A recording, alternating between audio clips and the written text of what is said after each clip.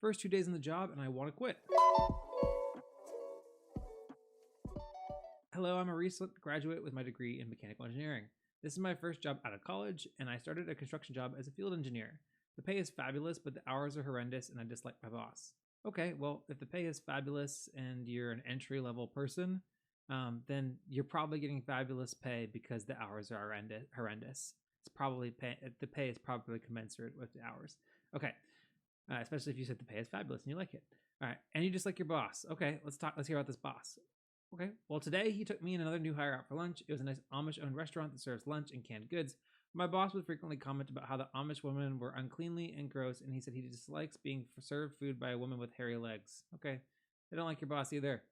For reference, I've worked in the oil fields, and I'm used to men making crass comments or jokes in poor taste, but I was hoping that this would be a job that would be a little bit friendlier to me as a woman, because before I interviewed, I got a call from the HR at this company telling me it's a good company to work at as a woman. Well, maybe it's good in the office where the HR person works, but maybe less good out in the field. I knew this would be something I should go to HR about, but I kind of just want to quit and not look back. I'm living at home with my parents right now, and I don't really have any huge financial obligations. I'm looking for any wise words or clear path forward. All right, well, I'll give you some wise words and a clear path forward. First one, don't quit your job without a job lined up. It's a weird job market for entry-level people, and in general, it's just much easier to find another job with a current job. It's easier to find a new job when you already have a job. That's maybe it's a generic trope that people say, but I've observed it to be true. Would you go to HR about it? I mean, you could just say, hey, can you document this so that way? But without making a big complaint about it. Some HR companies policies have hey, you don't have to make a report, but just you can document something. And if you wanted to do that, you could do that. I'm not in your situation, but I probably wouldn't go the full HR investigation with it, because it just honestly would be more of a headache than this person is worth to me, this boss of yours. If I were you, I'd just kind of keep my head down and search for a new job with a better culture, and take that one once you got it. I know the hours are tough, and it's hard for you to interview for a job whenever you are working rough hours. But I mean, you can take time off.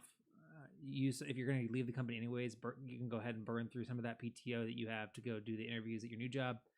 And I know that you live with your parents and you have low expenses, but this is a great financial opportunity for you to set yourself up, and you're going to be for success in the future for any other goals you may have in the future. Like if you have loans, paying off your loans, if you want to own a house one day, sooner retirement, everything that you could do now early on for yourself from a financial perspective will benefit you in the long run. And if you're not really thinking critically about that, and you're only worried about your expenses and not kind of thinking about what this income can do for you in the future, I highly encourage you to spend some time brushing up on your personal finances and setting some long, kind of high level goals for yourself from a personal finance standpoint, because not having a job is no bueno.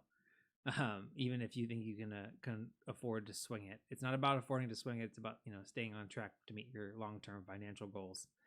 Let's read the comments.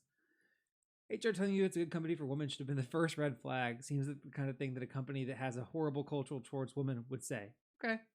It's giving we're a family vibes, which is the opposite of anything positive. And then, everybody else is saying don't quit without another job lined up. This is great advice. Pre-decide how you want to react to your boss being disgusting and practice it. He's definitely not going to change, but maybe you and the other new hire can grow a different work culture. And then somebody gives great advice. I prefer the response, wow, I'm surprised you would say that out loud. Or ask, why is it uncleanly for women to have leg hair but not men? Also, you could turn it around and say, I also can't stand living in a house built by men with hairy legs, but what can you do?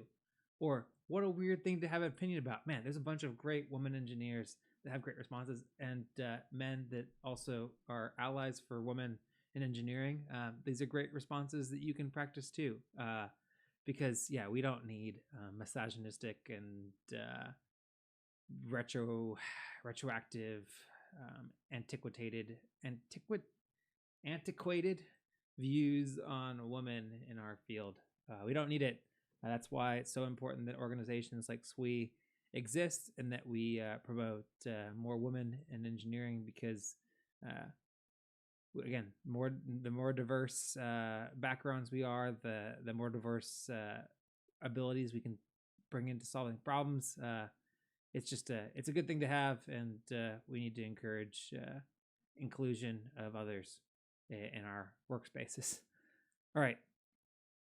Yeah. So again, don't quit. Go ahead and start looking for another job, and then it's an okay thing to reference whenever, like, why are you leaving your current job? Oh, my current boss is a misogynist, and apparently this is what good work culture looks like for this company, and I'd like to find a company with better work culture. Oh man, that's just exhausting. I'm miscommunicating. I just made a pilot, then they threw me on the stations. Now I'm not complaining. My thoughts get complicated, I cannot explain in lameness. Never losing focus because I ain't chasing payments. Still playing in the basement while I'm working on arrangements. They heard the kid in 50 countries, thank God that's amazing. But I'd rather thank Spotify, they put me on the station.